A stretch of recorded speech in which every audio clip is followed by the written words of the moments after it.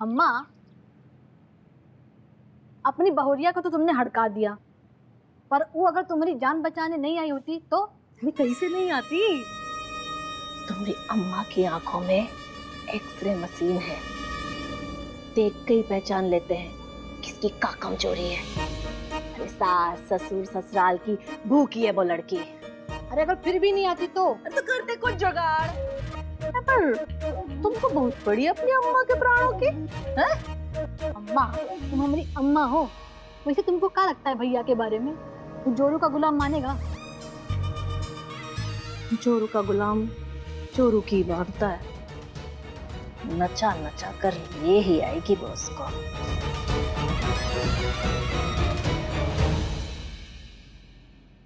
चली जाओ यहाँ से, हमें मनाने की कोशिश मत करना।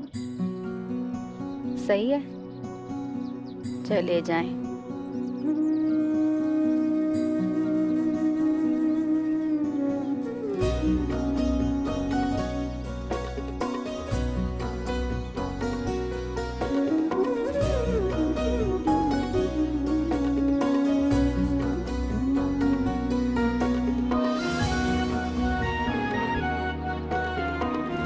कितने प्यार से चाय बनाई थी, अभी का क्या करे। गुस्सा है और बात नहीं करनी तो ठीक है ना, इंसान चाय तो पी ही सकता है ना।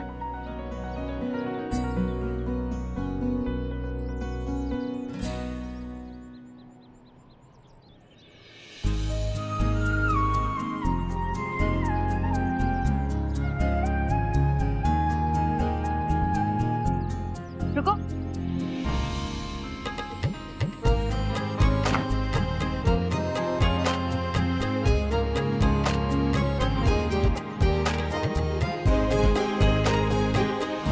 नारायण नारायण। माते, क्या प्रतीत हो रहा है आपको? क्या आपकी भक्त पुत्री स्वाति अपने पति इंद्रेश को समझाने में सफल हो पाएगी? देवऋषि, हमें विश्वास है कि स्वाति अपने पति को मनाने में सफल होगी। क्षमा चाहते हैं माते, किंतु प्रथम बार आपके और हमारे विचारों में मतभेद हो रहा है, क्योंकि हमें ऐसा प्रतीत होता है कि पुत्री स्वाति इंद्रेश को मनाने में सफल नहीं हो पाएगी। यदि ऐसा है तो प्रतीक्षा करके देखते हैं देवऋषि। अच्छा इंद्रेश, पता है कुछ दिनों बाद ना वट सावित्री का व्रत आने वाला है। तो हम वो व्रत करेंगे? जरूर करो, इसमें पूछने वाली क्या बात है, बल्कि धूमधाम से करो। धूमधाम से? पर धूमधाम से कैसे करें अब? कैसे करेगा मतलब? देखो, धूमधाम तो पूरा परिवार के साथ होता है ना, और हम तो यहाँ बस 2 ही लोग हैं, तो कैसे करें? अरे यार, हर बार घूम फिर कर वहीं आ जाती हो। इंद्रेश, एक बार सोच कर तो देखो ना, माँ जी खुद हमारे घर आई हैं, इसका मतलब हमको स्वीकारना चाहती हैं, तो फिर तुम काहे पीछे भाग रहे हो? हम पीछे नहीं भाग रहे हैं, पीछे कर दिए गए हैं अपने घर वालों से। इंद्रेश, मान जाओ ना, हमको अपना पूरा परिवार के साथ रहना है, जिसमें सास ससुर ननंद भाभी सब हो। हमको अपना परिवार चाहिए इंद्रेश, प्लीज।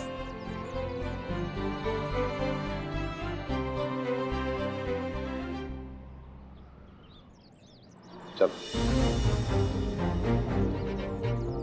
चल। अम्मा, अम्मा, अम्मा, हम तेरे लिए खाना लाए हैं। चलो काकी, रुको जरा। तो भैया आप भी आ जाइए इधर। मास्टर जी आइएगा। दीदी आप भी आ जाइए। क्या बात है भैया, क्या है हम सबको बुलाए? हाँ बताते हैं बताते हैं। सब लोग आ गए जी। तो हम आपका परिचय कराना चाहते हैं हमारी धर्म पत्नी से, जो कि हैं ये। तो बात ऐसी है कि हम दोनों ने प्रेम विवाह किया था, जो हमारे घर वालों को बिल्कुल मंजूर नहीं था, जिसके कारण हमें हमारा घर छोड़ना पड़ा। अब हमारी बीवी की ना तो कोई ननंद है ना कोई सास है, तो आप लोगों से थोड़ी सी मदद चाहते हैं। बोलो बेटा, क्या मदद करे? माँ जी, आपको देख के हमें हमारी अम्मा याद आती है, तो हम चाहते हैं कि आप हमारी बीवी की सास क्यों नहीं बन जाते। इससे उसे सांस की कमी भी महसूस नहीं होगी। बेटा, इसे बहू का मानना, ये तो पहले से बहू जैसी है। बिटिया, अपने आप को कभी अकेला मत समझना, हम हैं तुम्हारे साथ। ये हुई ना बात अम्मा। अब आप हमारी बहन बनेंगी जी भैया। और मास्टर जी, आप हमारे बड़े भाई बनेंगे। हमका तो बहुत ही खुशी होगी, और वैसे भी हमारी कोई भाभी नहीं है, तो आज से हम इनका ही भाभी कहेंगे। तुम हमको जेठ जी बुला सकती हो, वैसे हम नए रिश्ते का ना बहुत स्वागत करते हैं। बिटिया, संसार की सबसे शक्तिशाली चीज प्रेम है, जो बिछड़े रिश्ते जोड़ने की और नया संसार बसाने की ताकत रखता है। इसलिए तू जरा भी चिंता मत कर अपनी नई गृहस्थी के लिए, हम सब है ना। अब हो गई सारी परेशानी हल। अब प्रेम से व्रत करो, और वो भी जोर शोर से अपने घर वालों के साथ। अम्मा, अपनी बहू का ख्याल रखना, हम आते हैं। ठीक है बेटा।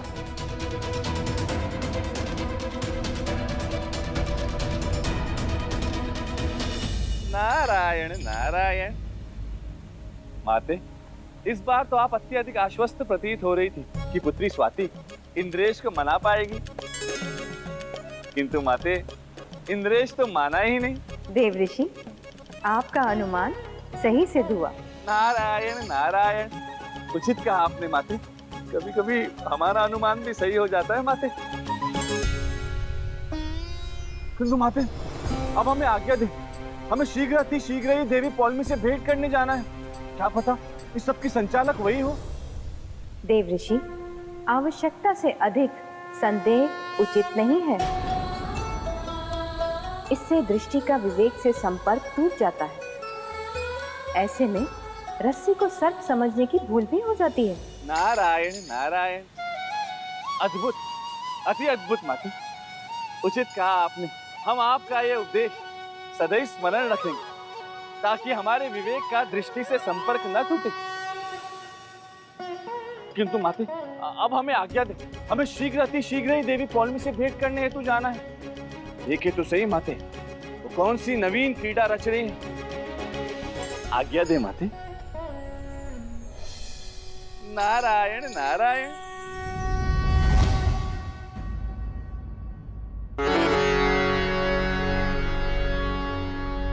सुन ली कुंती देवी, लोग अपने पास होए खातिर फर्जी कागजात बनवाते हैं। तुम्हारा बेटवा हमको फेल करने के लिए फर्जी माँ बाप बना रहा है। सब तुम्हारी गलती है जो ऐसी औलाद पैदा की।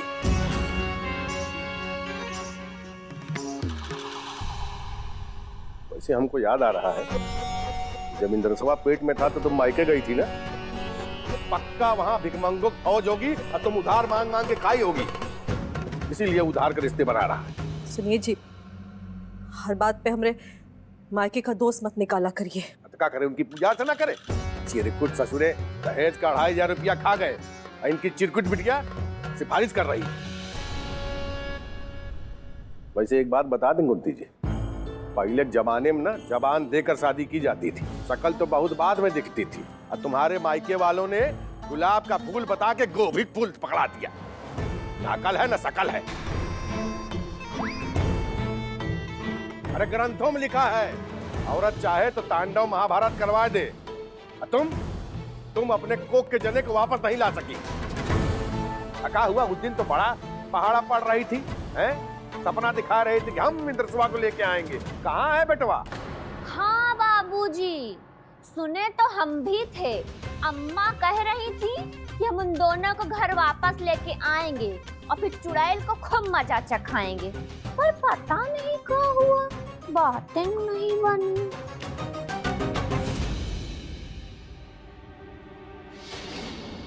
अब का पूरी कथा सुन के प्रसाद लेके जाओगे? नहीं मालिक, हम जा रहे हैं। चलो।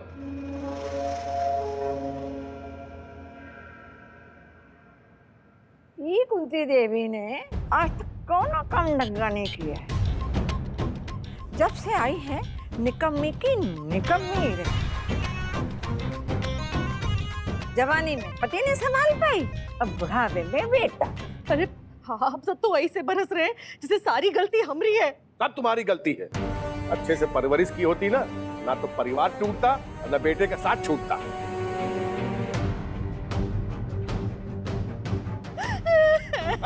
बंद करो रोना धोना।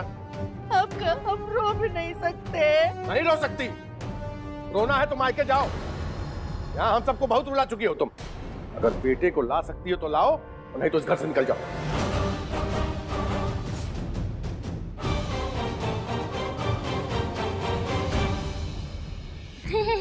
अरे बाबूजी, काहे मजाक कर रहे हैं? अब जाने भी दीजिए ना। हाँ तो जाने ही दे रहे हैं, अब मजाक नहीं कर रहे हैं। ए, चलो निकलो यहाँ से।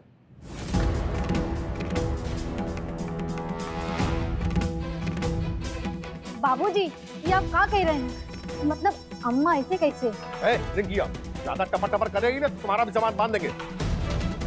नहीं बाबूजी, हम यही ठीक हैं।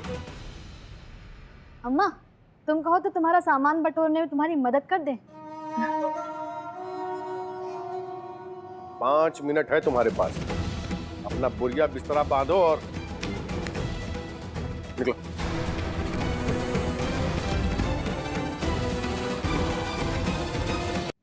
टीवी फॉलो मी, अब क्या होगा? जिसे हमने अपना लक्ष्य का माध्यम बनाया, वो माध्यम ही दूर हो रहा है। नारायण नारायण। शांत हो जाओ तुम दोनों। देवर्षि नारद आ रहे हैं। हम नहीं चाहते कि उनके समक्ष तुम दोनों अपनी मूर्खता का प्रदर्शन करो।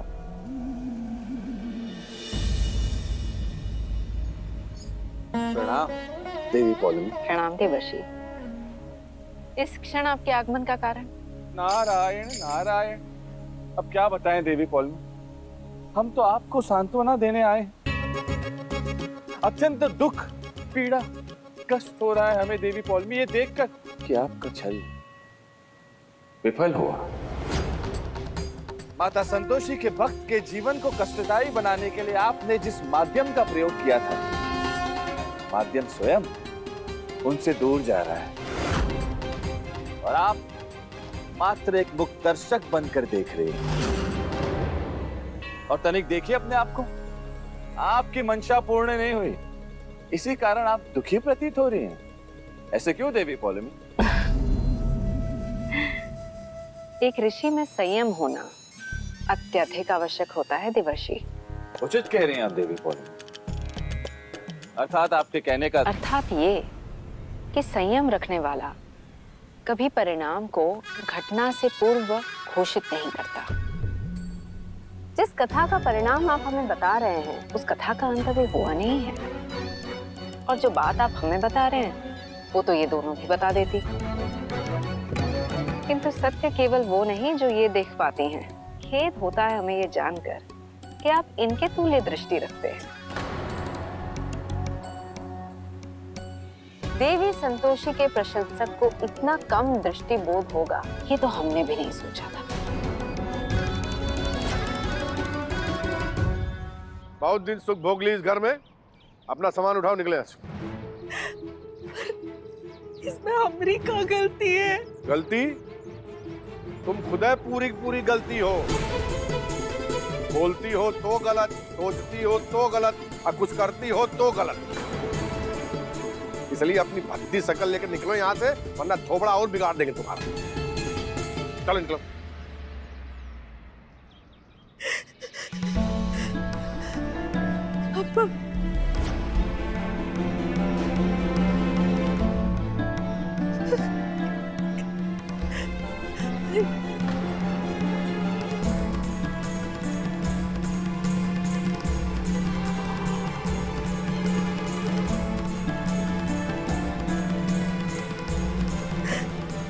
अम्मा, चलने का ज्यादा नौटंकी ना कर।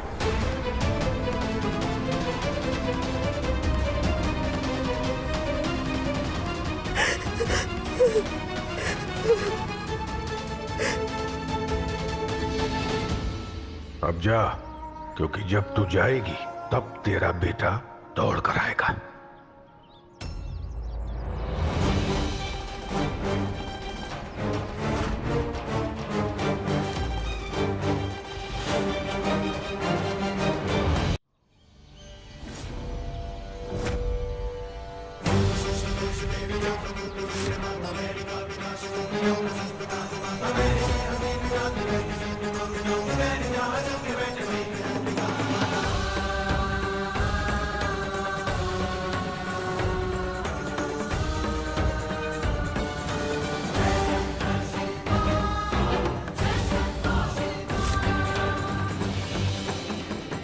अब ई नागिन अकेले लहराते हुए कहाँ चली आ रही है? अरे कौन सामान भूल गई होंगी, वही दबोचे चली आ रही है और काहे आई है हिया।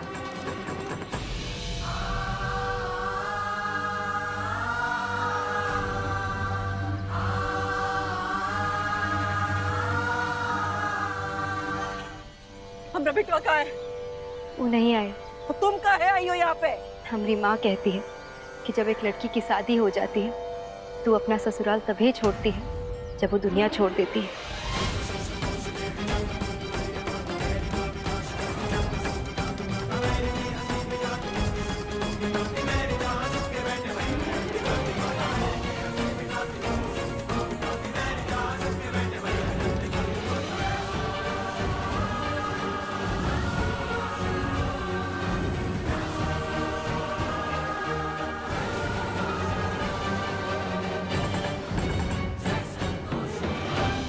देखो तो कैसी बेशरम औरत है, किसी का डर नहीं ना है को, कैसे घुसती चली गई।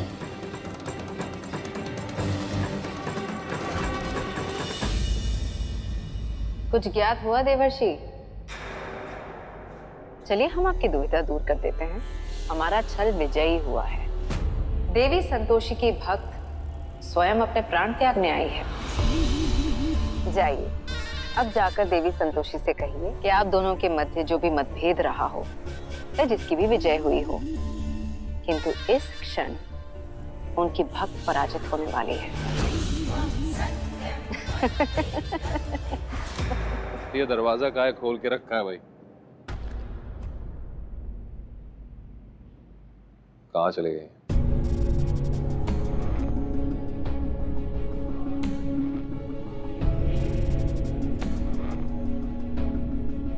स्वाति,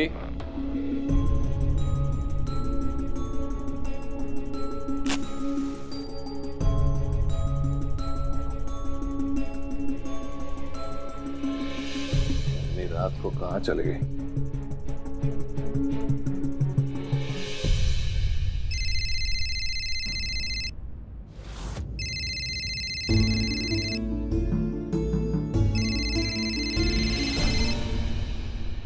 क्या है कि एक फोन तुम अभी नहीं उठाओगी। माँ जी फोन नहीं उठाएंगे तो इंद्रेश को यहाँ बुलाएंगे कैसे? हाँ, ज्यादा समझदार बनने की जरूरत नहीं है। थोड़ा उसे तड़पाओ, उसके बाद फोन उठाओ। मैं तुमसे ज्यादा जानते हैं हम अपने बेटवा को।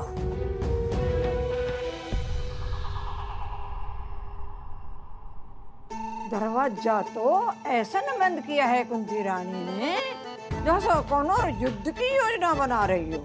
अरे दादी, अम्मा पक्का कोनो जुगाड़ कर रही होगी भैया को वापस लाने का। हे पहाड़ी वाले बाबा, सब कुछ हो जाए पर एक छुटका भैया न लौट के आए, ताकि अम्मा कोई घर से निकलवा के हम ही यहाँ की मलकिन बन जाएं और फिर सप्पा हुक्म चलाएं। हे पहाड़ी वाले बाबा, एक बार तो सुन लो हमारी। फोन काहे नहीं उठा रही है? माँ जी, इंद्रेश परेशान हो रहा होगा। हाँ, तो वही तो करना है। थोड़ी देर और रुको।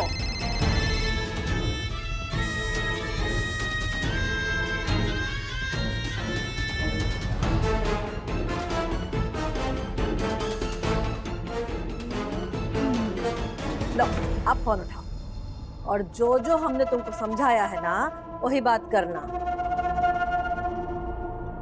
हेलो। हाँ स्वाति, कहाँ हो तुम? कितने फोन किए हमने? अरे फोन काहे नहीं उठा रही हो? हम रसोई में थे, खाना बना रहे थे। रसोई में? हाँ हाँ माँ जी, 2 मिनट में आ रहे हैं। अच्छा, चली गई वहां। स्वाति, अभी के अभी वापस यहाँ आओ। इंद्रेश, हम वापस नहीं आएंगे। अगर तुमको हमारी याद आ रही है ना, तो चुपचाप घर वापस आ जाओ।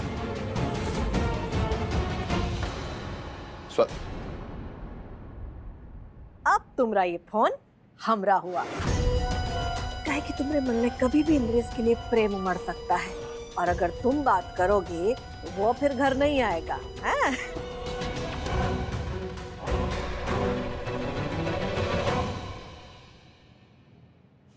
हम जानते हैं इंद्रेश, तुमको अभी हम पर बहुत गुस्सा आ रहा होगा, और हम जो कुछ भी कर रहे हैं तुम्हें परिवार की खुशी के लिए ही कर रहे हैं।